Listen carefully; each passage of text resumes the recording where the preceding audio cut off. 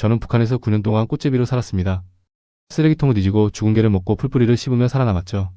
한 탈북자가 목숨을 걸고 한국에 와서 밝힌 북한의 충격적 실상. 모든 것은 1999년 고난의 행군 시절부터 시작됐습니다. 그때 8세였던 이 소녀는 부모님이 모두 굶어 돌아가시는 것을 지켜봐야 했죠. 그날 이후 그는 사람이 아닌 꽃제비가 되었습니다. 2010년 5월 영하 15도의 새벽. 이제 17세가 된 그는 두만강 한가운데 서 있었습니다. 뒤에서 총성이 울렸고 차가운 강물이 가슴까지 차올랐죠. 그 순간 그는 알았습니다. 여기서 멈추면 죽는다는 것을. 하지만 탈북에 성공해 한국 땅을 밟은 그날 명동거리에서 본 광경은 그를 멈춰 세웠습니다. 사람들이 먹다 남은 음식을 쓰레기통에 버리고 있었죠. 비둘기가 그 음식을 먹고 있었습니다. 과연 그는 그 순간 무엇을 느꼈고 왜 그 자리에 얼어붙었을까요? 지금부터 그 이야기를 들려드리겠습니다. 여러분의 구독과 좋아요 하나하나가 숨겨진 북한의 진실을 세상에 알리는 힘이 됩니다. 저는 지금 명동 한복판에 서 있습니다. 2024년 가을. 하나원을 나온 지 하루 지난 날이었죠. 거리 곳곳에서 냄새가 났습니다. 떡볶이, 핫도그, 치킨, 호떡. 코를 찌르는 기름 냄새. 달콤한 설탕 냄새. 저는 그 자리에 멈춰 섰습니다. 사람들이 걸으며 음식을 먹고 있었습니다. 길거리에서. 서서. 아무렇지 않게. 그런데 더 충격적인 건 그 다음이었죠. 한 여자가 핫도그를 한 입 베어 물더니 쓰레기통에 던졌습니다. 반이나 남은 채로. 남자 하나는 떡볶이를 2개 남기고 버렸습니다. 치킨 한 조각을 물고 가던 학생도 반쯤 먹다 쓰레기통에 넣었습니다. 그때 비둘기 3마리가 날아왔습니다. 쓰레기통 주변 바닥에 떨어진 떡볶이를 쪼아 먹기 시작했죠. 핫도그 빵 조각도 물어갔습니다. 저는 그 광경을 멍하니 바라봤습니다. 비둘기가 사람이 버린 음식을 배불리 먹고 있었습니다. 저는 그 쓰레기통 앞으로 걸어갔습니다. 손이 떨렸습니다. 반쯤 먹은 핫도그가 보였습니다. 아직 따뜻해 보였죠. 손을 뻗었습니다. 옆을 지나가던 사람들의 시선이 느껴졌습니다. 저는 손을 걷었습니다. 눈을 감았습니다. 그 순간 떠올랐습니다. 8살 때 청진역 뒤 쓰레기 더미. 같은 손, 같은 떨림. 하지만 그때는 멈추지 않았죠. 저는 중얼거렸습니다. 여기는 천국인가? 아니면 지옥인가? 저는 지금 서울 관악구 반지하에 삽니다. 방 하나, 화장실 하나, 월세 40만 원입니다. 매일 아침 6시에 일어나 편의점으로 출근하죠. 밤 10시까지 일합니다. 월급은 180만 원. 퇴근길에 편의점 삼각김밥 2개를 삽니다. 저녁입니다. 집에 돌아와 김밥을 먹습니다. 한 입 한 입 천천히. 절대 남기지 않습니다. 마지막 쌀알 하나까지 먹죠. 냉장고를 엽니다. 라면이 20개 쌓여 있습니다. 컵라면도 10개. 삼각김밥도 5개. 내일 굶을 일은 없겠죠. 모레도. 불피도. 하지만 불안합니다. 혹시 모르니까. 언제 또 굶게 될지 모르니까. 여러분은 이해하지 못하실 겁니다. 왜 이렇게 사는지. 왜 음식을 쌓아두는지. 왜 라면 하나도 못 버리는지. 하지만 제게는 이유가 있습니다. 9년 전만 해도 저는 사람이 아니었습니다. 이름도 없었죠. 집도 없었습니다. 가족도 없었습니다. 그저 길거리를 떠도는 쓰레기였습니다. 사람들은 저를 꽃제비라고 불렀죠. 9살부터 17살까지. 9년 동안 저는 굶었습니다. 쓰레기통을 뒤졌습니다. 죽은 개를 먹었습니다. 풀뿌리를 씹었습니다. 그렇게 살았죠. 아니, 살아남았습니다. 그리고 어느 날 결심했습니다. 이곳을 떠나야겠다고. 죽더라도 도망쳐야겠다고. 그렇게 저는 두만강을 건넜습니다. 영하 15도. 얼음장 같은 강물. 뒤에서 들리는 총소리. 손전등 불빛이 제 등을 쫓아왔죠. 중국에서는 숨어 살았습니다. 창고 바닥에서 잤습니다. 하루 15시간 일했습니다. 공안에게 쫓겼습니다. 3000km를 도망쳤습니다. 트럭 징칸에 숨어서. 과일 상자 사이에 끼어서. 그렇게 살아남았습니다. 그리고 지금 여기 있습니다. 명동 한복판. 비둘기도 배불리 먹는 이곳에. 저는 오늘부터 여러분께 말씀드리겠습니다. 제가 어떻게 여기까지 왔는지, 어떻게 살아남았는지, 북한이라는 지옥이 어떤 곳인지, 이 이야기를 듣고 나면 여러분은 알게 될 겁니다. 밥 한 끼가 얼마나 소중한지, 자유가 얼마나 값진 것인지, 부디 끝까지 들어주십시오. 구독과 좋아요도 부탁드립니다. 제 이야기가 한 사람에게라도 전해지길 바라니까요. 모든 것은 제가 8살이던 그해 겨울부터 시작됐습니다.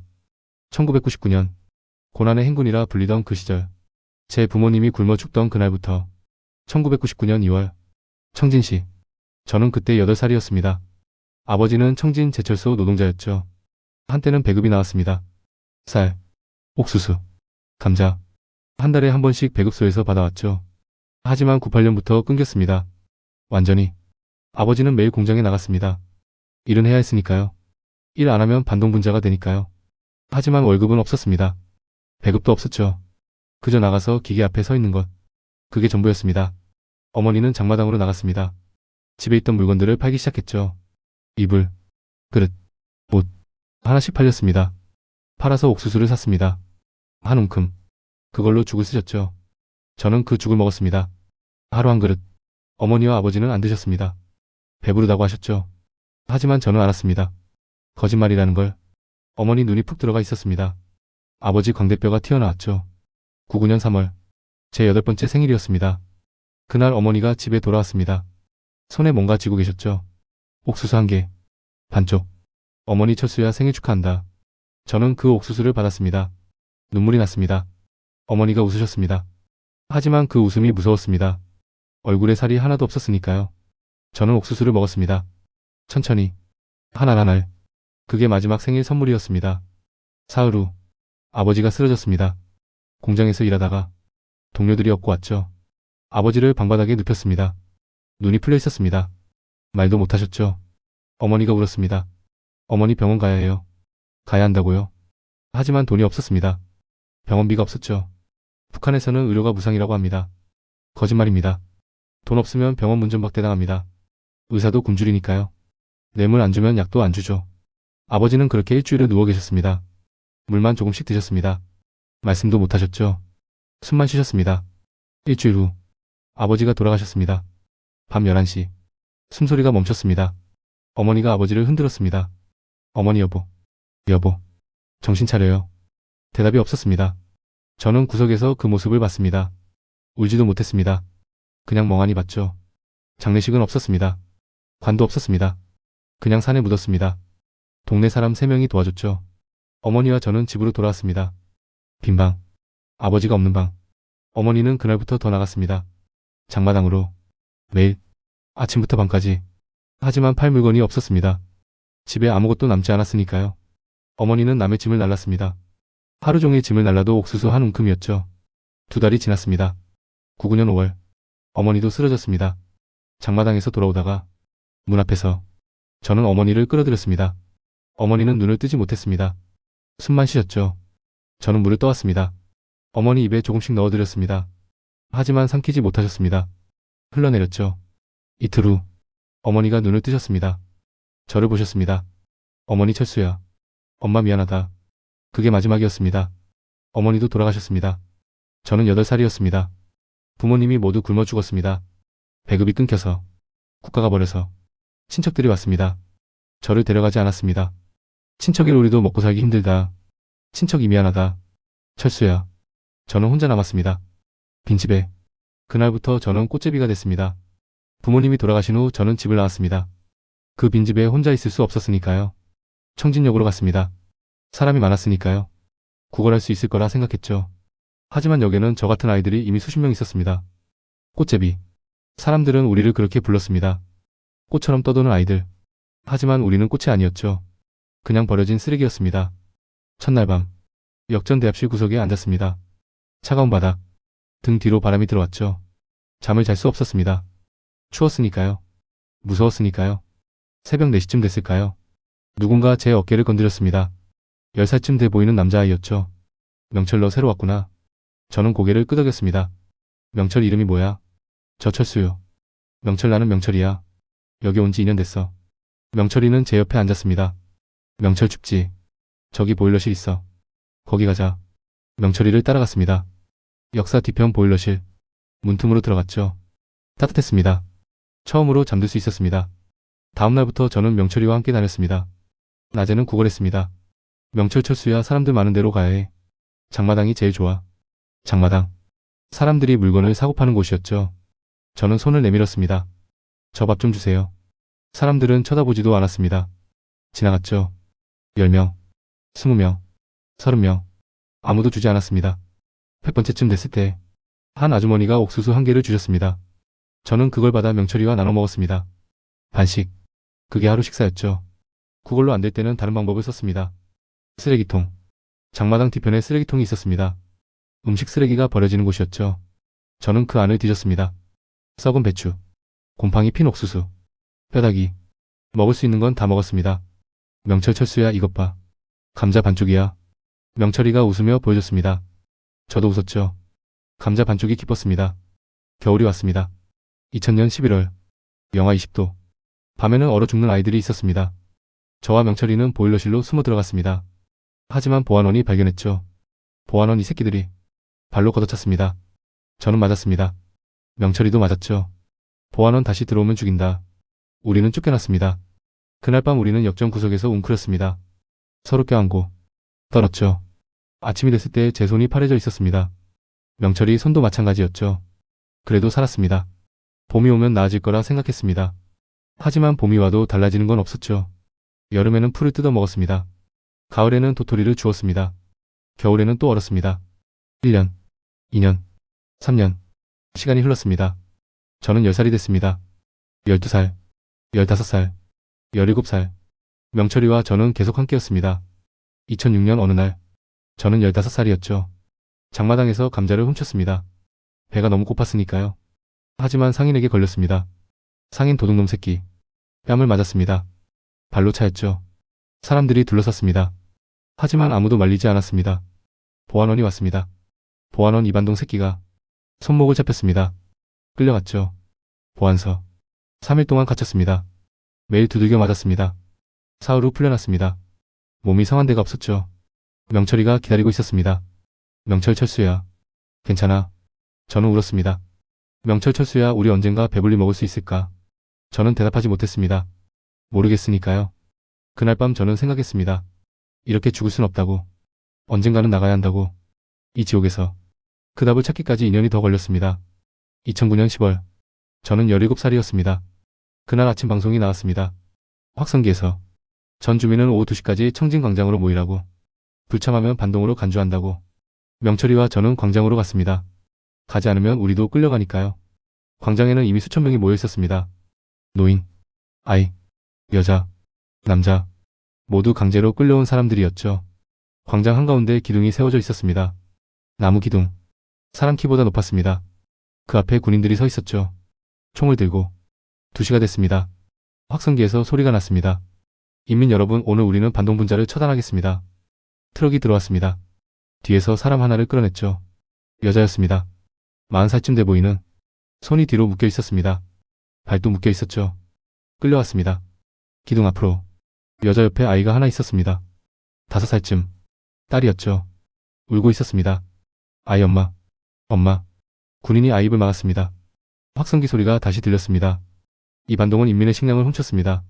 배급소에서 쌀 3kg을 훔친 죄로 사형에 처합니다. 저는 그 말을 듣고 멍했습니다.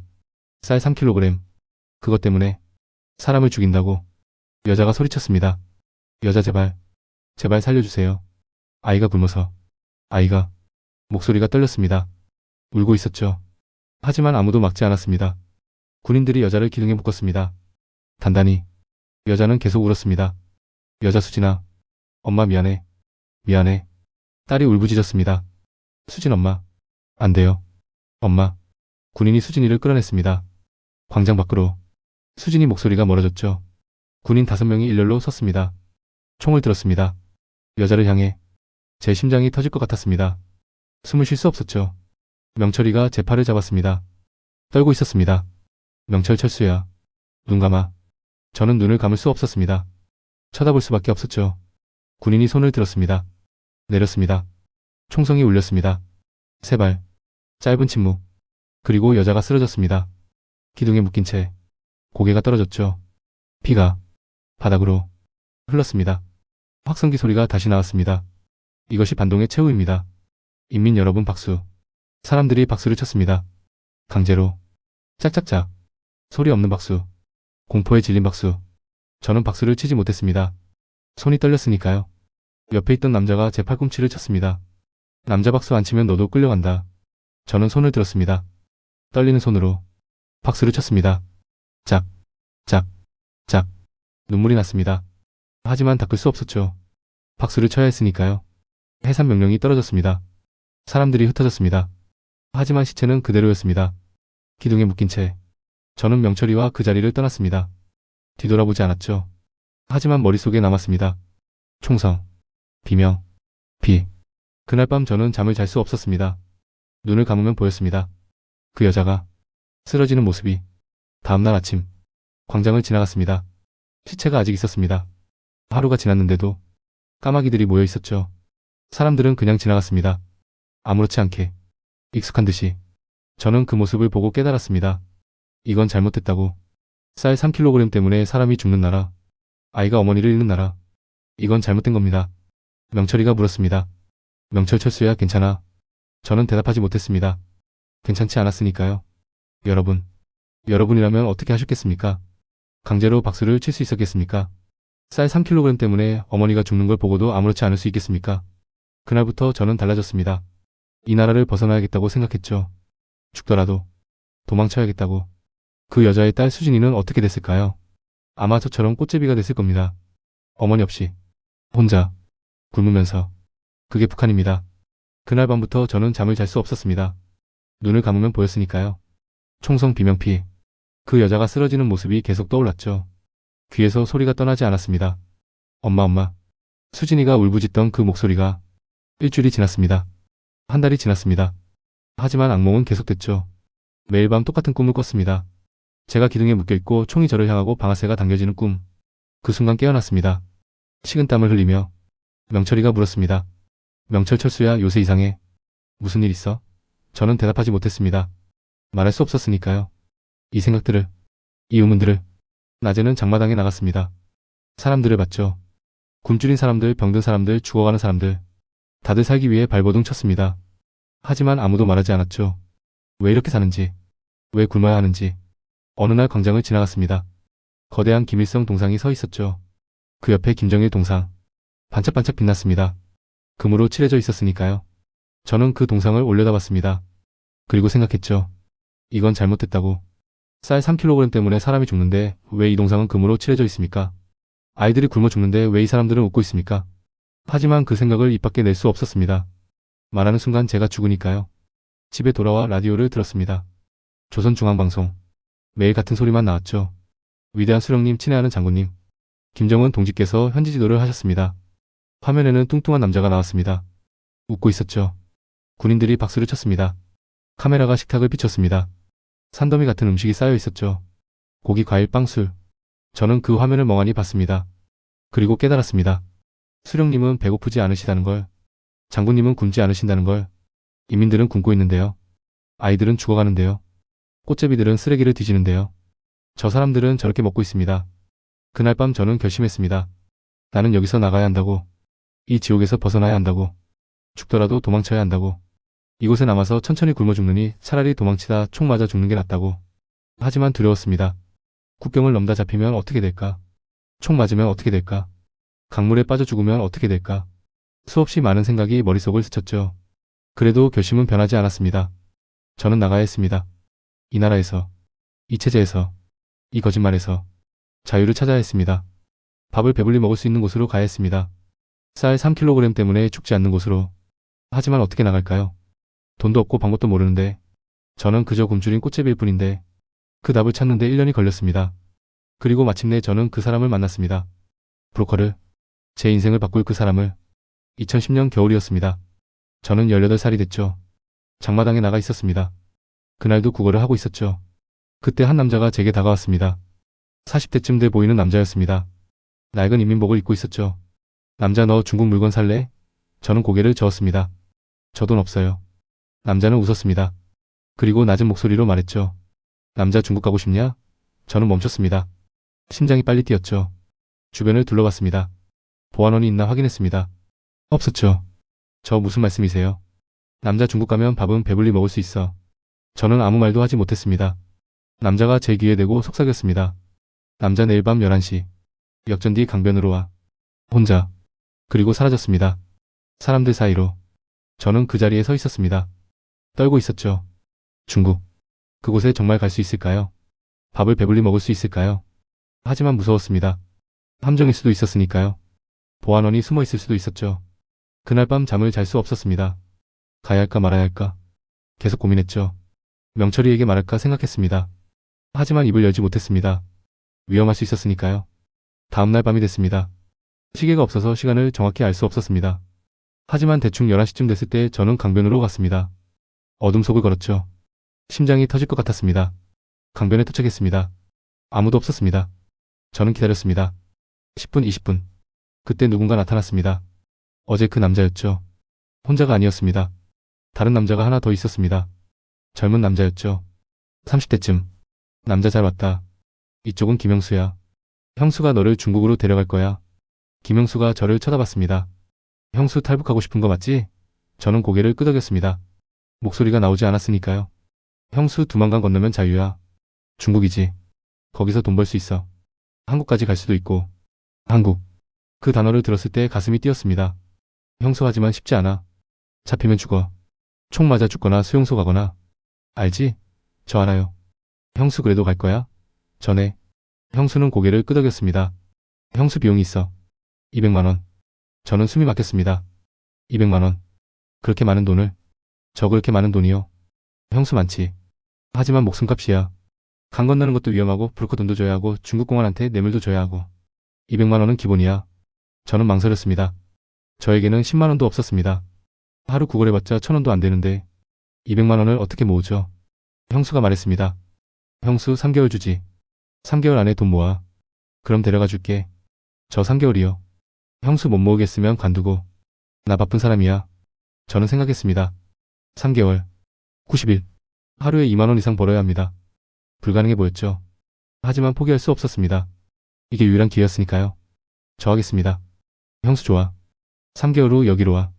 같은 시간. 돈 가져오면 날짜 잡아줄게. 형수와 그 남자는 사라졌습니다. 저는 강변에 혼자 남았습니다. 강물 소리가 들렸죠. 차가운 바람이 불었습니다. 저는 주먹을 쥐었습니다. 모아야 합니다. 200만 원을. 어떻게든. 죽을 각오로. 그렇게 저는 지옥 탈출을 준비하기 시작했습니다. 그날 밤 저는 명철이에게 모든 걸 말했습니다. 브로커를 만난 것, 중국으로 갈 수 있다는 것, 200만 원이 필요하다는 것. 명철이는 제 말을 듣고 한참 동안 아무 말도 하지 않았습니다. 그러다 물었죠. 명철 진짜 가고 싶어? 저 여기 남아있으면 죽어. 천천히 굶어 죽는 거야. 명철 잡히면 우리 둘 다 죽는다. 저 알아. 그래도 가고 싶어. 명철이는 고개를 숙였습니다. 한참을 생각하더니 고개를 들었죠. 명철 나도 갈래. 저 뭐? 명철 나도 가고 싶어. 같이 가자. 혼자 보낼 수 없어. 저는 명철이를 안았습니다. 눈물이 났죠. 10년을 함께 살아온 친구였습니다. 형제보다 가까운 친구. 이제 함께 이곳을 떠날 수 있었습니다. 명철 그럼 우리 200만 원씩 400만 원을 모아야 하는 거네. 저 그래. 3개월 안에. 명철 하루에 4만 원 이상이야. 저 그걸로는 안 돼. 다른 방법을 찾아야 해. 다음 날부터 우리는 일을 찾아다녔습니다. 역전에서 짐을 날랐습니다. 사람들이 기차에서 내리면 짐을 들어줬죠. 한 번에 500원. 하루에 10번 하면 5,000원. 적었지만 시작이었습니다. 장마당에서도 일했습니다. 상인들 물건 옮겨주고 청소해주고 허드렛일 했죠. 하루 2,000원. 그렇게 일주일이 지났을 때 우리는 각각 5만 원을 모았습니다. 하지만 이 속도로는 3개월 안에 모을 수 없었습니다. 더 많이 벌어야 했죠. 명철이가 말했습니다. 명철 철수야 담배 팔면 돈 된대. 저 담배? 명철 중국산 담배. 밀수품. 팔다 걸리면 끝이지만 하루에 2만 원은 벌 수 있대. 위험했습니다. 밀수품 팔다 걸리면 보안소에 끌려갑니다. 하지만 선택의 여지가 없었죠. 우리는 담배를 구해왔습니다. 장마당 뒤편에서. 한 갑에 1,000원에 사서 2,000원에 팔았습니다. 이유는 1,000원. 하루에 20갑을 팔면 2만 원. 처음 일주일은 괜찮았습니다. 매일 2만 원씩 벌었죠. 하지만 2주째 되던 날 보안원이 나타났습니다. 우리를 쫓아왔죠. 저와 명철이는 도망쳤습니다. 골목으로 뒷길로. 보안원은 계속 따라왔습니다. 우리는 가까스로 도망쳤죠. 명철 철수야 이러다 잡히겠어. 저 그래도 계속해야 해. 다른 방법이 없어. 명철 조심해야 해. 다음번엔 못 도망칠 수도 있어. 하지만 우리는 계속했습니다. 더 조심하면서. 보안원 눈을 피해서. 한 달이 지났습니다. 우리는 각각 60만 원을 모았습니다. 아직 부족했죠. 2달째. 120만 원. 3달째가 다가왔습니다. 그런데 어느 날 명철이가 말했습니다. 명철 철수야 어머니가 아파. 저 뭐? 명철 누워 계셔. 병원 가야 하는데 돈이 없어. 저는 명철이를 봤습니다. 명철이 어머니는 청진 외곽에 살고 계셨습니다. 명철이는 가끔 찾아뵙곤 했죠. 저 얼마나 필요해? 명철 20만 원. 저는 망설이지 않았습니다. 제가 모은 돈 중 20만 원을 꺼냈습니다. 명철 철수야 안 돼. 너 탈북 자금인데. 저 괜찮아. 다시 모으면 돼. 어머니 먼저야. 명철 고마워. 진짜 고마워. 명철이는 그 돈을 들고 어머니께 갔습니다. 저는 혼자 남아서 더 열심히 일했습니다. 하루에 3만 원씩 벌었죠. 2주가 지났을 때 명철이가 돌아왔습니다. 눈이 빨갛게 부어 있었습니다. 저 어머니는? 명철 돌아가셨어. 저 뭐라고? 명철 너무 늦었어. 병원 갔을 때 이미. 저는 명철이를 안았습니다. 명철이는 울었죠. 저도 울었습니다. 명철이 어머니는 착한 분이셨습니다. 가끔 우리에게 옥수수를 주시곤 했죠. 일주일 후 명철이가 말했습니다. 명철 철수야, 이제 남은 거 없어. 어머니도 가셨어. 나 반드시 나가야 해. 이 나라에서. 전화도 그래. 같이 나가자. 명철 그래. 같이 나가서 밥 배불리 먹자. 저 그러자. 3개월이 됐습니다. 우리는 각각 200만 원을 모았습니다. 명철이 어머니 병원비 쓰고 다시 모은 돈까지. 밤낮 없이 일해서 모은 돈이었죠. 그날 밤 우리는 강변으로 갔습니다. 김형수가 기다리고 있었습니다. 형수 돈 가져왔나? 전에 400만 원입니다. 명철 우리 둘 다 갈 겁니다. 형수는 돈을 세어봤습니다. 그리고 고개를 끄덕였죠. 형수 좋아. 다음 주 월요일 새벽 3시 온성국경 지점으로 와. 그때 건넌다. 저 알겠습니다. 형수 잘 들어. 실패하면 우리 모두 죽어. 준비 단단히 해. 우리는 고개를 끄덕였습니다. 집으로 돌아오는 길에 명철이가 말했습니다. 명철 철수야, 무섭다. 전화도. 명철 그래도 가야지. 저 그래. 가야 해. 일주일 후면 우리는 이 지옥을 떠날 것입니다. 두만강을 건널 것입니다. 자유를 향해. 죽을 각오로. 탈북을 준비하면서 저는 한 사람을 떠올렸습니다. 성민이었죠. 우리와 같은 꽃제비였습니다. 20살이었습니다. 1년 전 일이었습니다. 2009년 겨울. 성민이가 어느 날 말했죠. 성민 나 중국 간다. 형철 미쳤어? 잡히면 죽어. 성민 여기 있어도 죽어. 차라리 도망치다 죽는 게 낫지. 성민이는 브로커를 만났습니다. 돈을 주고 국경으로 갔죠. 우리는 성민이를 말렸습니다. 하지만 성민이는 듣지 않았습니다. 성민 나 혼자라도 살아야지. 여기서 다 같이 굶어 죽을 순 없어. 그날 밤 성민이는 떠났습니다. 우리는 소식을 기다렸죠. 일주일, 2주. 소식이 없었습니다. 한 달이 지났을 때 소문이 들렸습니다. 국경에서 탈북자가 잡혔다고. 총에 맞았다고. 그게 성민이었습니다. 두만강을 건너다 순찰대에 발각됐죠. 총을 쐈습니다. 성민이는 강물에 뛰어들었습니다. 헤엄쳐서 도망치려 했죠. 하지만 총알이 어깨를 관통했습니다. 강물이 빨갛게 물들었다고 합니다. 성민이는 헤엄칠 수 없었습니다. 순찰대가 끌어냈죠. 2주 후 성민이 시체가 청진광장에 전시됐습니다. 저와 명철이는 그걸 보러 갔습니다. 가슴이 무너졌죠. 성민이는 나무 판자 위에 누워 있었습니다. 얼굴 절반이 얼어붙어 있었습니다. 눈이 떠져 있었죠. 어깨에는 총상이 있었습니다. 검게 변해 있었습니다. 팻말이 세워져 있었습니다. 조국을 배신한 반동분자의 최후. 사람들이 그 앞을 지나갔습니다. 고개를 숙이고. 아무도 쳐다보지 않았죠. 하지만 모두 봤습니다. 저 시체를, 저 경고를.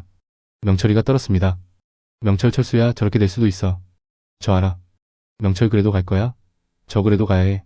명철 무섭다. 전화도 무서워. 하지만 여기 남으면 저렇게 천천히 죽어.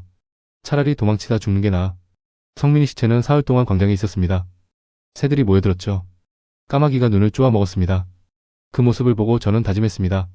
나는 실패하지 않겠다고. 반드시 살아서 강을 건너겠다고. 하지만 밤마다 꿈을 꿨습니다. 제가 성민이처럼 강물에 떠있는 꿈. 총알이 제 등을 관통하는 꿈. 깨어나면 식은땀이 흘렀죠. 그래도 포기할 수 없었습니다. 이게 유일한 기회였으니까요. 월요일이 다가왔습니다. 사흘 남았죠. 저와 명철이는 준비를 시작했습니다. 김영수가 알려준 대로 검은 옷이 필요했습니다. 밤에 눈에 띄지 않으려면 장마당에서 낡은 검은 바지와 검은 상의를 샀습니다. 각각 10,000원씩. 비닐봉지도 준비했습니다. 옷을 넣어서 물에 젖지 않게 하려고. 두꺼운 비닐봉지 2개. 밧줄도 필요했습니다. 혹시 물살이 새면 나무에 묶어야 할 수도 있으니까. 3m짜리 밧줄. 2,000원. 김영수가 마지막으로 만나자고 했습니다. 토요일 밤 11시. 강변에서. 저와 명철이는 갔습니다. 김영수가 지도를 펼쳤죠. 손으로 그린 약도였습니다. 형수 온성국경지점, 여기가 철조망이 끊긴 곳이야. 저 보아는요? 형수 감시초소가 100m 앞에 있어. 순찰대는 30분마다 지나가. 명철 그럼 타이밍을 맞춰야 하는 거네요.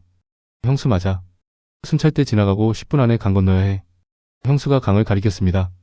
형수 강폭은 50m. 지금 5월이니까 물이 얼지 않았어. 깊이는 허리 정도. 하지만 물살이 빠르니까 조심해. 저 헤엄칠 수 있나요? 형수 헤엄칠 필요 없어. 걸어서 건너. 발 조심하고. 돌이 미끄러워. 형수가 우리를 쳐다봤습니다. 형수 잘 들어. 강 건너면 바로 숲으로 들어가. 200m 직진하면 길이 나와. 거기서 중국 브로커가 기다리고 있을 거야. 명철 우리를 데려가 주는 거죠? 형수 그래. 그 사람이 옌벤까지 데려가 줄 거야. 거기서 일자리 구해줄 거고. 형수가 담배를 꺼내 물었습니다. 형수 가족은? 저 없습니다. 명철 저도요. 어머니 돌아가셨어요. 형수 그게 나. 가족 있으면 연좌제로 다 잡혀가니까. 너희는 다행이야. 잃을 게 없잖아. 잃을 게 없다. 맞는 말이었습니다. 저와 명철이에게는 아무것도 없었죠. 가족도 집도 재산도. 그저 목숨 하나뿐. 그 목숨을 걸고 강을 건너는 겁니다. 형수 월요일 새벽 3시. 늦지 마. 늦으면 못 가. 저 알겠습니다. 형수 그리고 잡히면 나 이름 절대 대지 마. 나도 죽으니까. 명철 안 그럴게요. 형수는 자리에서 일어났습니다. 형수 그럼 월요일에 봐. 살아서. 형수가 사라졌습니다. 저와 명철이는 강변에 앉았습니다. 강물 소리가 들렸죠. 명철이가 말했습니다. 명철 철수야 진짜 가는 거야. 진짜 가는 거야. 명철 무섭다. 전화도. 하지만 해야지. 일요일 밤이 됐습니다. 마지막 밤이었죠. 저는 역전 구석에 앉아 있었습니다. 잠이 오지 않았습니다. 내일이면 여기를 떠나는 겁니다. 10년을 산 이 거리를, 이 지옥을. 새벽 1시에 일어났습니다. 명철이도 일어났죠. 우리는 준비한 짐을 챙겼습니다. 검은 옷, 비닐봉지, 밧줄. 그게 전부였습니다. 명철이가 품속에서 뭔가 꺼냈습니다. 낡은 사진이었죠. 명철 어머니 사진이야. 같이 가져갈 거야. 저도 품속을 뒤졌습니다. 부모님 사진이 있었습니다. 9년 전부터 가지고 다녔던 저 아버지 어머니. 저 이제 갑니다. 더 나은 곳으로 갑니다. 명철 어머니 지켜봐 주세요. 우리는 사진을 다시 넣었습니다. 그리고 일어섰죠. 역전을 떠났습니다. 마지막으로 돌아봤습니다. 10년 동안 굶주렸던 이곳, 맞았던 이곳, 얼어 죽을 뻔했던 이곳. 하지만 이제 안녕입니다. 온성까지는 30km였습니다. 걸어서 6시간. 밤새 걸었습니다. 길에는 아무도 없었죠. 새벽 2시 반에 온성 국경에 도착했습니다. 형수가 기다리고 있었습니다. 형수 왔구나. 준비됐어? 전에. 명철 준비됐습니다. 형수가 철조망을 가리켰습니다. 형수 저기 보여? 저기 틈이 있어. 거기로 가. 그리고 강 건너. 저 순찰대는요? 형수 10분 전에 지나갔어. 20분 있어. 빨리 가. 저와 명철이는 고개를 끄덕였습니다. 형수가 말했습니다. 형수 살아서 만나자. 저 감사합니다. 명철 고맙습니다. 우리는 철조망을 향해 걸었습니다. 심장이 미친 듯이 뛰었죠. 손이 떨렸습니다. 하지만 멈출 수 없었습니다. 드디어 그 순간이 왔습니다. 새벽 3시. 철조망까지 100m 남았습니다. 저와 명철이는 포복으로 기어갔습니다. 풀이 얼굴을 스쳤죠. 땅이 차갑고 축축했습니다. 70m, 50m.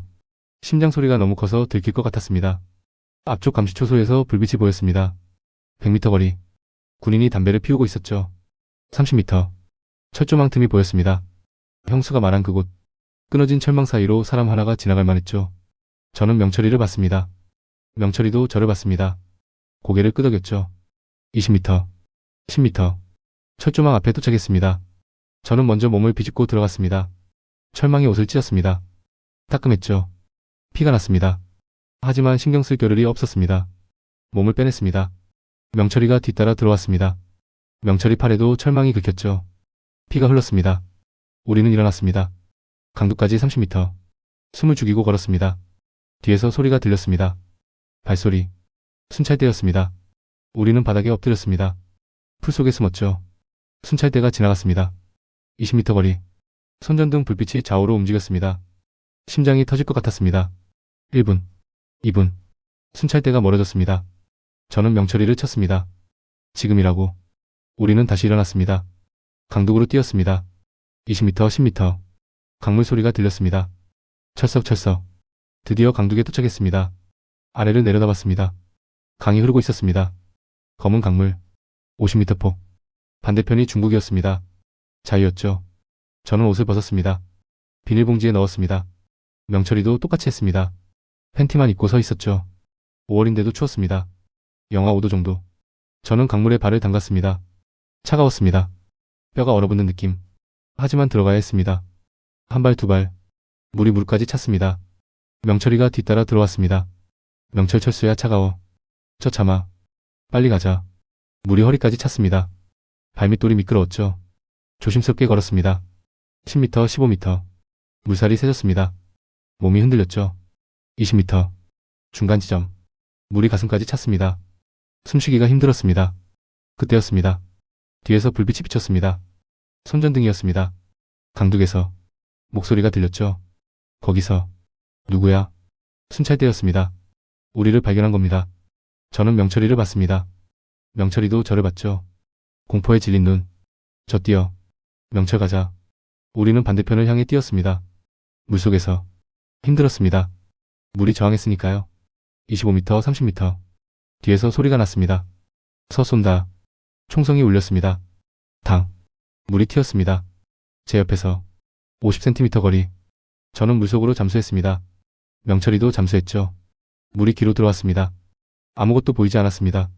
폐가 터질 것 같았습니다. 10초, 20초. 고개를 들었습니다. 숨을 쉬었죠. 순찰대가 계속 손전등을 비췄습니다. 또 총성. 당. 당. 물이 튀었습니다. 제 앞에서 뒤에서. 명철이가 비명을 질렀습니다. 명철아. 저 명철아. 명철 괜찮아. 가자. 우리는 계속 나아갔습니다. 35m, 40m. 순찰대 목소리가 들렸습니다. 강 건너편으로 연락해. 놓치지 마. 중국 쪽에도 연락이 간 겁니다. 우리는 더 빨리 움직였습니다. 45m. 반대편 강둑이 보였습니다. 5m 남았습니다. 명철이가 뒤쳐졌습니다. 저는 돌아봤죠. 명철 철수야 먼저 가. 저 안 돼. 같이 가야 해. 명철 다리에 힘이 안 들어가. 저는 명철이 팔을 잡았습니다. 끌었죠. 3m, 2m. 드디어 땅에 발이 닿았습니다. 중국 땅. 우리는 강둑으로 기어 올라갔습니다. 뒤돌아봤습니다. 순찰대가 강둑에서 손전등을 비추고 있었습니다. 하지만 건너오지는 않았죠. 국경을 넘을 수 없었으니까요. 저 명철아 해냈어. 우리 해냈어. 명철이는 대답하지 않았습니다. 저는 명철이를 봤습니다. 다리에서 피가 흘렀습니다. 총알이 스친 겁니다. 명철 철수야 아파. 저 괜찮아. 가자. 숲으로 가야 해. 우리는 일어났습니다. 비틀거리며 숲으로 들어갔습니다. 100m, 200m. 나무 뒤에 숨었습니다. 숨을 헐떡였죠. 살았습니다. 우리는 살아남았습니다. 명철이가 웃었습니다. 저도 웃었습니다. 눈물이 났죠. 명철 철수야 우리 살았어. 저 그래 살았어. 하지만 기쁨은 잠시였습니다. 명철이 다리에서 계속 피가 흘렀습니다. 비닐봉지에서 옷을 꺼냈습니다. 명철이 다리를 감았죠. 명철 고마워. 저 괜찮아질 거야. 30분을 기다렸습니다. 중국 브로커가 나타났습니다. 40대 남자였습니다. 브로커 너희가 김영수가 보낸 애들이지? 전에. 브로커 빨리 가자. 공안 올 수도 있어. 우리는 브로커를 따라갔습니다. 숲길을 걸었죠. 1시간을 걸었습니다. 트럭이 기다리고 있었습니다. 브로커 타. 저와 명철이는 트럭에 올랐습니다. 징칸에. 브로커가 천막을 덮었죠. 트럭이 출발했습니다. 덜컹덜컹. 저와 명철이는 천막 아래 누워 있었습니다. 어둠 속. 명철이가 말했습니다. 명철 철수야 진짜 넘어온 거야. 저 그래. 진짜야. 명철 이제 자유야. 저 그래. 자유야. 하지만 저는 알고 있었습니다. 이건 시작일 뿐이라는 걸. 진짜 자유까지는 아직 멀었다는 걸. 중국은 우리에게 안전한 곳이 아니었으니까요. 공안에게 잡히면 북송됩니다. 그럼 우리는 죽는 겁니다. 여러분이라면 그 차가운 강물에 뛰어들 수 있었겠습니까? 총알이 빗발치는 가운데 앞으로 나아갈 수 있었겠습니까? 우리는 해냈습니다. 목숨을 걸고. 트럭은 5시간을 달렸습니다. 저와 명철이는 징칸에서 흔들렸죠. 명철이 다리에서 피가 계속 흘렀습니다. 옷으로 감았지만 소용없었습니다. 명철 철수야 어지러워. 저 조금만 참아. 곧 도착할 거야. 해가 떴습니다. 천막 틈으로 빛이 들어왔죠. 오전 9시쯤 됐을까요? 트럭이 멈췄습니다. 천막이 걷혔습니다. 브로커가 말했습니다. 브로커 내려. 여기가 옌벤이야. 우리는 내렸습니다. 시골 마을이었습니다. 집 몇 채가 보였죠. 브로커가 우리를 한 창고로 데려갔습니다. 낡은 벽돌 건물. 문을 열었습니다. 안은 어두웠습니다. 창문이 없었으니까요. 2평 남짓. 바닥은 시멘트. 모서리에 이불 2장이 깔려 있었습니다. 브로커 여기서 지내. 절대 밖에 나가지 마. 공안한테 걸리면 북송이야. 저 며칠이나 있어야 하나요? 브로커 1달. 공안 단속 피해야 해. 명철 1달이요. 브로커 싫으면 나가. 잡혀 죽든지. 브로커가 나갔습니다. 문이 닫혔습니다. 우리는 어둠 속에 남았습니다. 창문이 없어서 햇빛이 하나도 안 들어왔죠. 저는 명철이를 이불 위에 눕혔습니다. 명철이 다리를 봤습니다. 총상은 깊지 않았습니다. 스친 정도. 하지만 감염될 수도 있었죠. 1시간 후 브로커가 돌아왔습니다. 물과 밥을 들고. 밥 2그릇, 김치, 물 1병. 브로커 하루 2끼. 아침 9시, 저녁 6시. 저 감사합니다. 브로커 시끄럽게 하지마. 이웃들이 신고할 수 있어. 브로커가 또 나갔습니다. 저는 밥그릇을 봤습니다. 하얀 쌀밥. 김치. 북한에서는 꿈도 못 꿀 음식이었죠. 저는 한 숟가락 떴습니다. 입에 넣었습니다. 눈물이 났습니다. 명철 철수야 왜 울어? 저 밥이야. 진짜 밥이야. 명철이도 먹었습니다. 우리는 두 그릇을 다 먹었습니다. 한 톨도 남기지 않았죠. 배가 불렀습니다. 처음이었습니다. 배가 부른 게. 저는 이불에 누웠습니다. 천장을 봤습니다. 어둠뿐. 하지만 행복했습니다. 굶지 않아도 되니까요. 첫 주가 지났습니다. 우리는 창고 안에만 있었습니다. 햇빛을 못 봤죠. 시간 감각이 사라졌습니다. 낮인지 밤인지 알 수 없었습니다. 브로커가 밥을 가져올 때만 알 수 있었죠. 명철이 다리는 조금씩 나아졌습니다. 피는 멈췄습니다. 창고에는 우리만 있는 게 아니었습니다. 다른 탈북자 3명이 더 왔습니다. 40대 여자, 20대 남자, 30대 남자. 모두 같은 처지였죠. 우리는 말을 하지 않았습니다.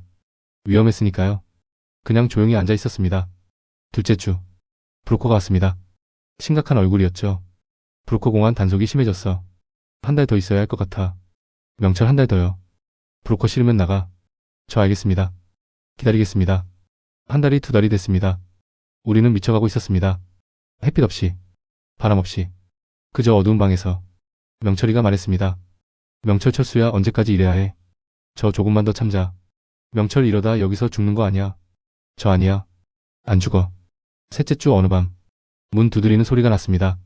우리는 얼어붙었습니다. 목소리가 들렸죠. 개먼. 중국어였습니다. 문 열어. 공안이었습니다. 우리 5명은 숨도 쉬지 못했습니다. 심장이 터질 것 같았죠. 다시 문을 두드렸습니다. 쿵쿵쿵. 브로커 목소리가 들렸습니다. 브로커 저리 모으런. 여기 아무도 없어요. 공안 문 열어. 브로커 잠깐만요. 문이 열렸습니다. 발소리가 들렸습니다. 여러 명. 공안이 들어오는 소리. 우리는 구석에 웅크렸습니다. 떨고 있었죠. 공안이 브로커에게 말했습니다. 공안 탈북자 숨겨줬다며. 브로커 아니에요. 없어요. 공안 거짓말하지 마. 침묵. 그리고 다른 소리. 돈 세는 소리. 브로커가 뇌물을 주는 겁니다. 얼마나 됐을까요? 5만 위안쯤. 공안이 말했습니다. 공안 다음엔 이걸로 안 돼. 더 내야 해. 브로커 알겠습니다. 공안 조심해. 걸리면 너도 끝이야. 발소리가 멀어졌습니다. 문이 닫혔습니다. 우리는 한참 동안 움직이지 못했습니다. 40대 여자가 울기 시작했습니다. 여자 이러다 죽겠어. 정말 죽겠어. 20대 남자도 떨었습니다. 남자 나가고 싶어. 제발. 브로커가 문을 열었습니다. 브로커 괜찮아. 갔어. 하지만 조심해야 해. 다음번엔 돈으로 안 될 수도 있어. 저 언제까지 있어야 하나요? 브로커 모르겠어. 일주일, 한 달, 반년. 알 수 없어. 그날 밤 저는 잠을 잘 수 없었습니다. 공안이 다시 올까봐. 이번엔 뇌물이 안 통할까봐. 잡혀서 북송될까봐. 명철이도 잠들지 못했습니다. 명철 철수야, 우리 자유를 얻었다고 생각했는데 저 아직 아니야. 아직 자유가 아니야. 맞는 말이었습니다. 우리는 두만강을 건넜습니다. 하지만 자유는 없었죠. 그저 더 큰 감옥으로 온 것뿐. 창문 없는 창고. 햇빛 없는 방. 언제 끝날지 모르는 기다림. 이게 중국이었습니다. 이게 우리의 자유였습니다. 한 달 반이 지났습니다. 브로커가 왔습니다. 브로커 일자리 구해줄게. 식당이야. 저 어떤 식당이요? 브로커 조선족 식당. 주방에서 설거지하고 청소해. 월급 2,000위안. 명철 2,000위안이요. 브로커 저거? 그럼 굶어. 저 하겠습니다. 브로커가 우리를 옌벤 시내 식당으로 데려갔습니다. 작은 식당이었죠. 간판에 조선 음식이라고 써 있었습니다. 주인은 50대 조선족 남자였습니다. 김 사장이라고 했죠. 김 사장 너희가 새로 온 애들이지. 전에. 김 사장 일 열심히 해. 신분 들키면 나도 끝이야. 알지? 우리는 고개를 끄덕였습니다. 주방으로 갔습니다. 좁았습니다. 싱크대, 가스레인지, 냉장고. 그게 전부였죠. 김 사장 아침 6시부터 밤 9시까지. 설거지, 청소, 재료 손질. 월급 2,000위안씩. 하지만 브로커한테 1,500위안 줘야 해. 명철 그럼 우리한테 남는 건 500위안이에요. 김 사장 싫으면 나가. 우리는 일을 시작했습니다. 첫날 아침 6시. 식당 청소부터 했습니다. 바닥, 테이블, 화장실. 7시에 손님이 오기 시작했죠. 주문이 들어왔습니다. 김치찌개, 된장찌개, 불고기. 주방장이 요리를 했습니다. 저는 설거지를 했습니다. 접시가 쌓였습니다. 10개, 20개, 30개. 손이 빨개졌습니다. 뜨거운 물 때문에. 하지만 쉴 수 없었습니다. 계속 접시가 들어왔으니까요. 명철이는 재료를 손질했습니다. 파, 마늘, 고기. 칼에 손가락을 베기도 했죠. 하지만 참았습니다. 점심시간. 손님이 몰렸습니다. 주문이 폭주했죠. 저는 정신없이 설거지했습니다. 땀이 흘렀습니다. 등이 아팠습니다. 하지만 멈출 수 없었습니다. 오후 3시. 잠깐 쉬는 시간. 김 사장이 밥을 줬습니다. 남은 김치찌개와 밥. 저와 명철이는 먹었습니다. 빨리. 10분 후에 다시 일해야 했으니까요. 저녁 6시. 다시 손님이 몰렸습니다. 저는 계속 설거지했습니다. 손이 저렸습니다. 팔이 아팠죠. 밤 9시. 마지막 손님이 나갔습니다. 저는 주방을 청소했습니다. 바닥을 닦았습니다. 10시에 일이 끝났습니다. 하루 16시간. 김 사장이 말한 15시간보다 길었죠. 식당 뒤편 작은 방이 우리 숙소였습니다. 3평. 이불 2개. 저와 명철이는 쓰러졌습니다. 몸이 움직이지 않았죠. 명철 철수야 죽겠어. 전화도. 하지만 해야지. 명철 이게 자유야? 저 모르겠어. 한 달이 지났습니다. 김 사장이 월급을 줬습니다. 4,000위안. 저와 명철이 합쳐서. 브로커가 왔습니다. 3,000위안을 가져갔죠. 우리에게 남은 건 1,000위안. 각각 500위안씩. 브로커 다음 달도 같아. 저 알겠습니다. 500위안. 한국 돈으로 8만원 정도. 한 달 동안 하루 16시간씩 일하고 받는 돈. 북한보다는 나았습니다. 적어도 굶지는 않았으니까요. 하지만 자유는 없었습니다. 손님 중에 공안이 오기도 했습니다.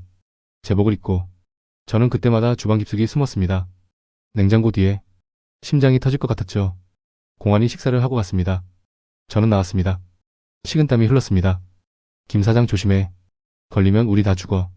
밖에 나갈 수 없었습니다. 공안에게 잡힐 수 있었으니까요. 식당과 숙소만 왔다 갔다 했습니다. 햇빛을 보는 건 식당 문 열 때뿐이었죠. 한국말을 할 수 없었습니다. 조선족인 척해야 했습니다. 누군가 물으면 중국 태생이라고 거짓말했죠. 밤하늘을 봤습니다. 별이 보였습니다. 저는 생각했습니다. 한국에 가고 싶다고. 진짜 자유를 찾고 싶다고. 명철이에게 물었습니다. 저 한국 가고 싶어? 명철 가고 싶지. 하지만 돈이 없잖아. 저 브로커한테 물어봐야겠어. 다음날 브로커가 왔습니다. 저는 물었습니다. 저 한국까지 얼마나 걸려요? 브로커 3,000km. 저 비용은요? 브로커 500만원. 명철 500만원이요. 브로커 라오스, 베트남, 캄보디아, 태국 거쳐야 해. 브로커 여러 명한테 돈 줘야 하고. 500만원은 기본이야. 500만원. 우리 월급으로는 83개월. 7년. 저 언제 모으죠? 브로커 그러게. 천천히 모아. 아니면 여기서 평생 살든지. 저는 절망했습니다. 언제까지 이렇게 살아야 할까요? 언제까지 숨어 살아야 할까요? 언제까지 공안을 피해 다녀야 할까요? 명철이도 같은 생각이었습니다. 명철 철수야 우리 언젠가 한국 갈 수 있을까? 저 갈 수 있어. 반드시 가야 해. 그날 밤 저는 결심했습니다. 더 많이 벌어야 한다고. 어떻게든 돈을 모아야 한다고. 한국에 가야 한다고. 진짜 자유를 찾아야 한다고. 그리고 그날 밤 모든 게 무너졌습니다. 그날 밤 11시였습니다. 저와 명철이는 숙소에서 자고 있었습니다. 갑자기 밖에서 소리가 들렸죠. 깨 짖는 소리. 차 소리. 여러 대. 저는 깼습니다. 명철이를 깨웠죠. 저 명철아 일어나. 명철 왜? 저 밖에 무슨 일 있어? 창문으로 밖을 봤습니다. 경찰차가 보였습니다. 5대. 공안들이 내렸습니다. 10명 넘게. 확성기 소리가 들렸습니다. 모두 나와. 탈북자 단속이야. 저는 얼어붙었습니다. 명철 철수야 어떡해. 저 도망쳐야 해. 김 사장이 문을 두드렸습니다. 김 사장 얘들아 빨리 나와. 지하실로 가. 우리는 방에서 나갔습니다. 김 사장이 주방 바닥을 열었습니다. 판자 아래 공간이 있었죠. 지하실이었습니다. 김 사장 들어가. 절대 소리 내지 마. 저와 명철이는 지하실로 내려갔습니다. 좁았습니다. 1평도 안 됐죠. 판자가 닫혔습니다. 완전한 어둠. 저는 명철이 손을 잡았습니다. 떨고 있었습니다. 명철 철수야 무서워. 저쉿. 조용히. 밖에서 발소리가 들렸습니다. 여러 명. 식당 문이 열렸습니다. 공안들이 들어왔죠. 공안 탈북자 있어? 김 사장 없어요. 공안 거짓말하지 마. 다 뒤져. 발소리가 가까워졌습니다. 주방으로 들어오는 소리. 물건 뒤지는 소리. 냉장고 여는 소리. 저는 숨을 참았습니다. 심장이 너무 크게 뛰어서 들릴 것 같았죠. 명철이도 숨을 죽였습니다. 공안이 주방 바닥을 밟았습니다. 저희 머리 바로 위. 판자가 삐걱거렸습니다. 멈췄습니다. 공안 여기 뭐야? 김 사장 창고예요. 공안 열어봐. 저는 눈을 감았습니다. 이제 끝이구나. 그때 다른 공안 목소리가 들렸습니다. 공안이 옆집에서 3명 잡았어. 가자. 공안 알았어. 발소리가 멀어졌습니다. 문이 닫혔습니다. 차 소리가 멀어져 갔죠. 하지만 우리는 나오지 못했습니다. 혹시 모르니까. 1시간, 2시간. 김 사장이 판자를 열었습니다. 김 사장 나와. 갔어. 우리는 기어 나왔습니다. 다리에 힘이 없었습니다. 명철이가 주저앉았습니다. 저도 바닥에 앉았죠. 김 사장 이번엔 운이 좋았어. 다음엔 모르겠어. 저 죄송합니다. 김 사장 조심해. 정말 조심해야 해. 그날 밤 저는 잠들 수 없었습니다. 언제 또 공안이 올지 모르니까요. 명철이도 잠들지 못했습니다. 명철 철수야, 우리 여기서 나가야 해. 저 알아. 한국 가야 해. 어떻게든. 공안 단속 이후 저는 결심했습니다. 더 이상 중국에 있을 수 없다고. 한국으로 가야 한다고. 명철이도 같은 생각이었죠. 우리는 돈을 모았습니다. 1년 반 동안 하루 16시간씩 일했습니다. 월급에서 한 푼도 쓰지 않았습니다. 밥은 식당에서 먹었고 옷은 사지 않았습니다. 그렇게 모은 돈이 각각 250만 원, 합치면 500만 원이었습니다. 브로커를 불렀습니다. 저 한국 보내주세요. 브로커 돈 있어? 명철 500만 원 있습니다. 브로커는 고개를 끄덕였습니다. 브로커 좋아. 다음 주 월요일 쿤밍으로 간다. 거기서 동남아로 넘어가는 거야. 2011년 12월 우리는 쿤밍행 버스를 탔습니다. 24시간 걸렸습니다. 좌석에 앉아 있었지만 편하지 않았습니다. 검문소가 두 곳 있었으니까요. 신분증 검사. 저와 명철이는 조선족 신분증을 받았습니다. 가짜였죠. 첫 번째 검문소. 경찰이 올라왔습니다. 신분증을 봤습니다. 저를 쳐다봤습니다. 심장이 멈추는 줄 알았죠. 경찰 이름이 뭐야? 저 김철호입니다. 가짜 이름이었습니다. 경찰은 신분증을 돌려줬습니다. 넘어갔습니다. 쿤밍에 도착했습니다. 다른 브로커가 기다리고 있었습니다. 30대 남자. 브로커의 나를 따라와. 우리는 따라갔습니다. 외곽 지역으로. 낡은 트럭이 기다리고 있었죠. 진칸에는 과일 상자가 가득했습니다. 브로커의 저기 숨어. 우리는 과일 상자 사이로 들어갔습니다. 좁았습니다. 몸을 구부려야 했죠. 트럭이 출발했습니다. 라오스 국경까지 사흘. 우리는 과일 상자 사이에서 버텼습니다. 화장실도 못 갔습니다. 물도 하루에 500ml. 배낭에 넣어뒀던. 명철이가 말했습니다. 명철 철수야, 못 참겠어. 저 조금만 더. 조금만. 첫날 밤. 트럭이 멈췄습니다. 검문소였습니다. 군인 목소리가 들렸죠. 짐 검사합니다. 트럭 뒤편으로 왔습니다. 과일 상자를 열기 시작했습니다. 하나, 둘. 우리는 숨을 죽였습니다. 세 번째 상자. 우리 바로 옆. 군인이 손을 뻗었습니다. 그때 브로커가 말했습니다. 브로커의 담배 한 대 피우시죠. 돈 건네는 소리. 군인이 웃었습니다. 군인 좋아. 가. 트럭이 다시 출발했습니다. 둘째 날. 더위가 시작됐습니다. 과일 상자 안은 찜통이었죠. 땀이 흘렀습니다. 물은 다 떨어졌습니다. 목이 말랐습니다. 명철이 입술이 갈라졌습니다. 저 참아. 거의 다 왔어. 명철 죽겠어. 진짜. 셋째 날 밤. 트럭이 멈췄습니다. 브로커가 천막을 열었습니다. 브로커이 나와. 라오스야. 우리는 기어 나왔습니다. 다리를 펼 수 없었습니다. 사흘 동안 웅크리고 있었으니까요. 브로커이 여기서 배 타고 메콩강 건넌다. 베트남 가는 거야. 메콩강 배. 작은 나무 배였습니다. 우리 말고 탈북자 5명이 더 있었습니다. 모두 같은 처지. 배가 출발했습니다. 밤이었습니다. 강물 소리만 들렸죠. 2시간 후 베트남 땅에 도착했습니다. 베트남 브로커가 우리를 버스에 태웠습니다. 남쪽으로 내려갔습니다. 하루 종일. 캄보디아 국경. 또 검문소가 있었습니다. 브로커 3 가만히 있어. 말하지 마. 검문소 군인이 올라왔습니다. 버스를 쭉 둘러봤습니다. 저를 봤습니다. 눈이 마주쳤죠. 군인 어디가? 브로커가 대신 대답했습니다. 브로커 3 친척집 갑니다. 군인은 손을 내밀었습니다. 돈. 브로커가 돈을 줬습니다. 군인이 내렸습니다. 버스가 출발했습니다. 프놈펜에 도착했습니다. 캄보디아 수도. 브로커가 바뀌었습니다. 네 번째 브로커. 브로커사 태국까지 이틀. 방콕 가면 대사관 가는 거야. 저 알겠습니다. 브로커사 그런데. 전에? 브로커사 돈이 좀 더 필요해. 저 뭐라고요? 브로커사 길이 막혀서. 공안 단속 심해져서. 100만 원 더 내야 해. 명철 우리 돈 없어요. 다 썼어요. 브로커사 그럼 못 가. 여기 내려. 저 제발. 한국 가야 해요. 브로커사 돈 없으면 못 가. 여기서 끝이야. 저는 절망했습니다. 여기까지 왔는데. 3000km를 왔는데. 명철이가 말했습니다. 명철 저희 가진 거 다 줄게요. 시계 옷 다. 브로커사는 웃었습니다. 브로커사 그런 거 필요 없어. 돈만 필요해. 저 한국 가서 갚겠습니다. 제발. 브로커사는 한참 생각했습니다. 브로커사 알았어. 가자. 대신 한국 가면 100만 원 보내. 약속해. 저 약속합니다. 방콕행 버스. 마지막 관문이었습니다. 국경 검문소. 태국 군인들이 버스를 세웠습니다. 모두 내리라고 했죠. 우리는 내렸습니다. 줄을 섰습니다. 한 명씩 신분증 검사.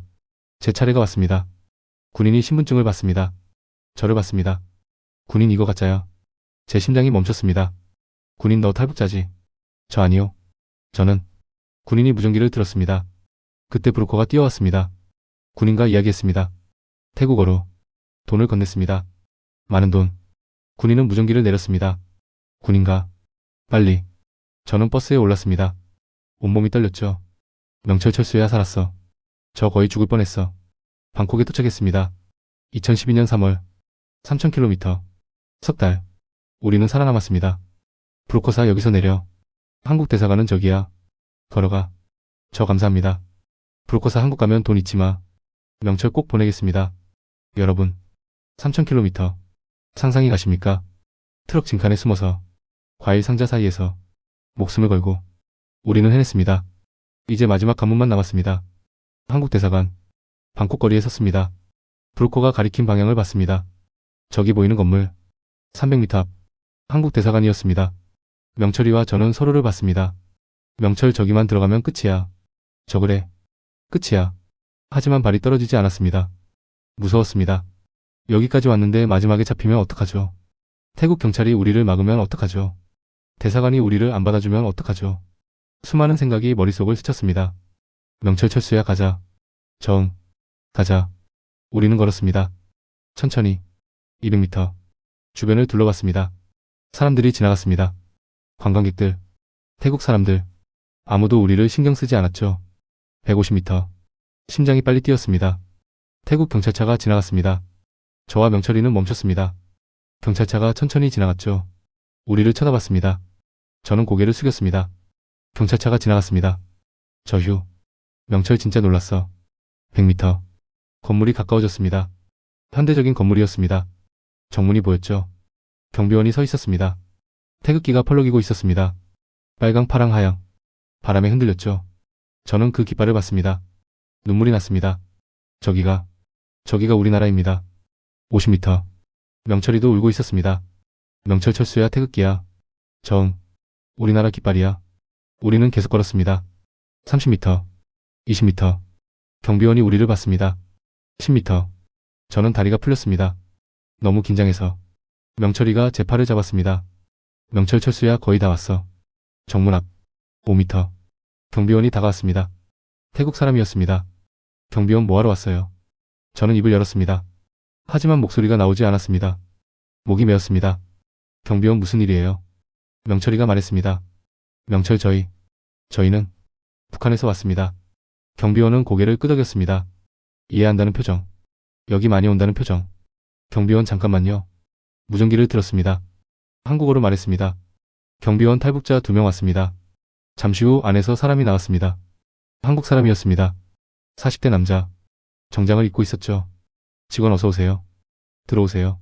저는 그 말을 듣고 무너졌습니다. 그 자리에 주저앉았죠. 명철이도 무릎을 꿇었습니다. 울었습니다. 직원 괜찮아요? 이제 안전해요. 저 감사합니다. 정말 감사합니다. 명철 고맙습니다. 직원이 우리를 부축했습니다. 안으로 들어갔습니다. 문이 닫혔습니다. 에어컨 바람이 불었습니다. 시원했습니다. 의자에 앉았습니다. 물을 받았습니다. 마셨습니다. 차갑고 깨끗한 물. 직원 언제 북한 떠나셨어요? 저 2011년 5월입니다.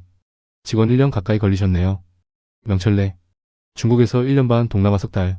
직원이 서류를 꺼냈습니다. 직원 이름이 어떻게 되세요? 저 김철수입니다. 명철 박명철입니다. 직원 출신은요? 저 청진시입니다. 직원이 적었습니다. 질문이 계속됐습니다. 가족 탈북 경로 중국 생활.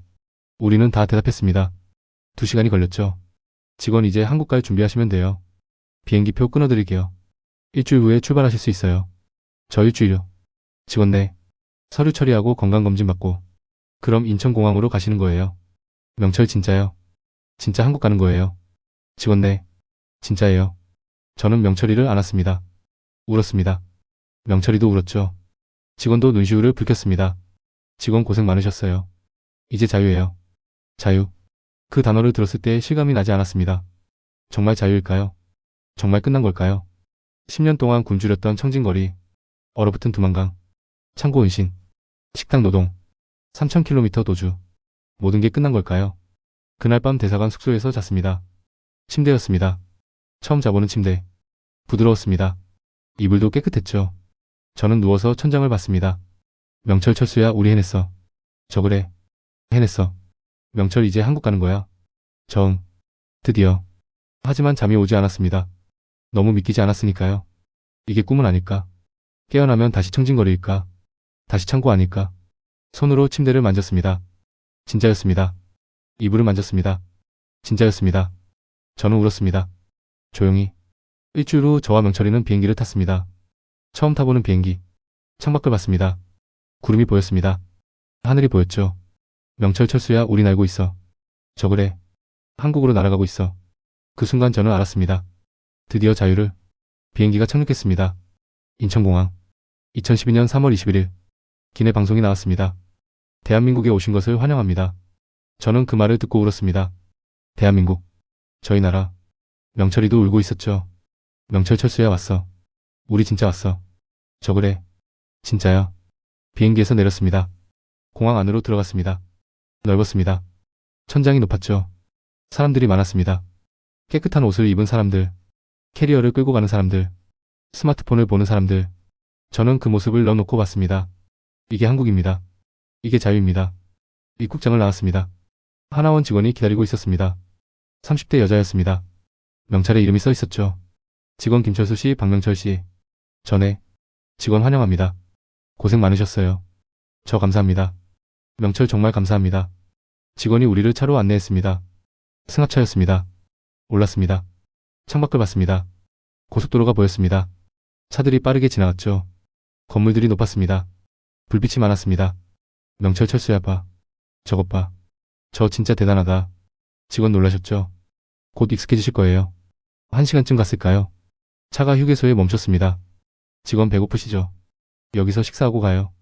저 괜찮습니다. 직원 아니에요. 드셔야죠. 들어가요. 휴게소 안으로 들어갔습니다. 식당이 여러 개 있었습니다. 냄새가 났습니다. 음식 냄새. 직원이 한식당으로 갔습니다. 직원 뭐 드실래요? 김치찌개, 된장찌개, 불고기. 저는 뭐든 괜찮습니다. 명철 저도요. 직원 그럼 김치찌개 2개 주세요. 잠시 후 음식이 나왔습니다. 김치찌개, 밥 반찬, 계란말이, 김치, 콩나물, 멸치볶음. 저는 그 음식을 봤습니다. 손이 떨렸습니다. 숟가락을 들었습니다. 밥을 떴습니다. 하얀 쌀밥. 입에 넣었습니다. 씹었습니다. 눈물이 났습니다. 직원 왜 우세요? 저 맛있습니다. 정말 맛있습니다. 김치찌개를 먹었습니다. 따뜻했습니다. 얼큰했죠. 반찬도 먹었습니다. 하나하나. 천천히. 명철이도 먹었습니다. 울면서. 저는 밥을 더 달라고 했습니다. 2그릇, 3그릇. 배가 불렀습니다. 정말 불렀습니다. 이렇게 배부른 게 얼마만일까요? 직원 천천히 드세요. 체하겠어요. 저 죄송합니다. 너무 맛있어서. 차에 다시 올랐습니다. 하나원으로 갔습니다. 경기도 안성. 도착했습니다. 건물이 컸습니다. 기숙사 같았죠. 직원 여기서 3개월 생활하실 거예요. 한국어 문화 취업 준비 배우시는 거예요. 저 알겠습니다. 직원 방 배정해 드릴게요. 방으로 갔습니다. 2인실이었습니다. 침대, 책상, 옷장. 창문으로 밖이 보였죠. 산이 보였습니다. 나무가 많았습니다. 저는 침대에 앉았습니다. 부드러웠습니다. 명철이가 옆 침대에 앉았습니다. 명철 철수야, 믿기지 않아? 전화도. 명철 우리 진짜 해냈어. 저 그래. 정말. 하나원 생활이 시작됐습니다. 아침 6시 기상. 식당에서 아침. 밥국 반찬. 배불리 먹을 수 있었습니다. 오전에는 한국어 수업. 오후에는 컴퓨터 수업, 문화 수업. 저녁에는 자유시간. 규칙적이었습니다. 평화로웠죠. 하지만 밤이 문제였습니다. 악몽을 꿨습니다. 매일 밤. 두만강을 건너는 꿈. 총소리가 들리는 꿈. 공안이 쫓아오는 꿈. 성민이 시체를 보는 꿈. 깨어났습니다. 식은땀을 흘리며. 명철이도 똑같았습니다. 명철 철수야, 또 꿈 꿨어. 전화도. 명철 언제 안 꿀까? 저 시간이 지나면 괜찮아질 거야. 상담 선생님이 말했습니다. 상담사 PTSD예요. 트라우마. 시간이 약이에요. 저 언제까지 이럴까요? 상담사 사람마다 달라요. 1년, 2년, 10년. 하지만 괜찮아질 거예요. 저 알겠습니다. 3개월이 지났습니다. 퇴소일이 왔습니다. 직원 이제 진짜 자유예요. 어디든 가실 수 있어요. 저 감사했습니다. 직원 힘내세요. 잘 사실 거예요. 명철이와 저는 하나원을 나왔습니다. 서울행 버스를 탔습니다. 창밖을 봤습니다. 고속도로, 건물, 차, 사람. 명철 철수야, 우리 어디로 갈까? 저 서울. 일자리 찾아야지. 명철 그래. 같이 가자. 서울에 도착했습니다. 낯선 도시, 큰 도시. 저는 가방을 들었습니다. 명철이와 나란히 걸었습니다. 이제 시작입니다. 진짜 자유, 진짜 삶. 두렵지만 기대됐습니다. 우리는 살아남았으니까요. 지옥에서, 이제 천국에서 살아가는 겁니다. 다시 명동거리입니다. 챕터 하나에서 본 그 장면. 2024년 가을. 하나원을 나온 지 하루 지난 날. 저는 그곳에 서서 충격을 받았습니다. 떡볶이, 핫도그, 치킨이 쓰레기통에 버려지는 걸 보고, 비둘기가 사람이 버린 음식을 먹는 걸 보고, 그날 저는 깨달았습니다. 북한과 한국의 차이를, 지옥과 천국의 차이를. 북한에서는 쌀 3kg 때문에 사람이 죽습니다. 8살 아이가 쓰레기통을 뒤집니다. 17살 청년이 목숨 걸고 얼음장 같은 강물에 뛰어듭니다. 하지만 한국에서는 음식이 넘쳐납니다. 길거리 곳곳에 음식이 있습니다. 사람들은 배불러서 남깁니다. 반쯤 먹은 음식을 그냥 버립니다. 여러분, 이게 당연한가요? 밥 한 끼가 당연한가요? 저에게는 기적입니다. 매일 아침 일어나서 밥을 먹을 수 있다는 것, 굶지 않아도 된다는 것, 이게 얼마나 큰 축복인지 아십니까? 저는 지금 관악구 반지하에 삽니다. 편의점에서 일합니다. 월급 180만 원. 적은 돈입니다. 하지만 저는 행복합니다. 하루 3끼를 먹을 수 있으니까요. 잠잘 곳이 있으니까요. 공안한테 쫓기지 않으니까요. 이게 자유입니다. 명철이는 지금 인천에 삽니다. 공장에서 일하죠. 우리는 가끔 만납니다. 만나면 밥을 먹습니다. 김치찌개나 된장찌개. 그리고 말합니다. 우리 잘 살아남았다고. 여기까지 온 게 기적이라고. 명철, 철수야, 우리 운이 좋았어. 저 그래. 정말 운이 좋았어. 하지만 저는 아직도 음식을 남기지 못합니다. 편의점 삼각김밥 하나도 마지막까지 다 먹습니다. 쌀알 하나도 남기지 않죠. 냉장고에는 라면이 20개 쌓여 있습니다. 혹시 모를 내일을 대비해서. 이게 제 습관입니다. 10년 동안 굶주렸던 기억. 그게 아직도 제 몸에 남아 있습니다. 밤마다 악몽을 꿉니다. 두만강을 건너는 꿈. 총소리가 들리는 꿈. 공안이 쫓아오는 꿈. 깨어나면 제가 어디 있는지 확인합니다. 서울. 반지하. 안전한 곳. 하지만 가슴은 두근거립니다. 상담 선생님은 말했습니다. 시간이 지나면 나아질 거라고. 저는 기다립니다. 그날을. 여러분은 아침에 일어나서 밥을 먹습니까? 점심에 식당에 갑니까? 저녁에 치킨을 시킵니까? 그게 당연하다고 생각하십니까? 하지만 북한에는 아직도 2,500만 명이 살고 있습니다. 그들은 지금 이 순간도 굶고 있습니다. 쓰레기통을 뒤지고 있습니다.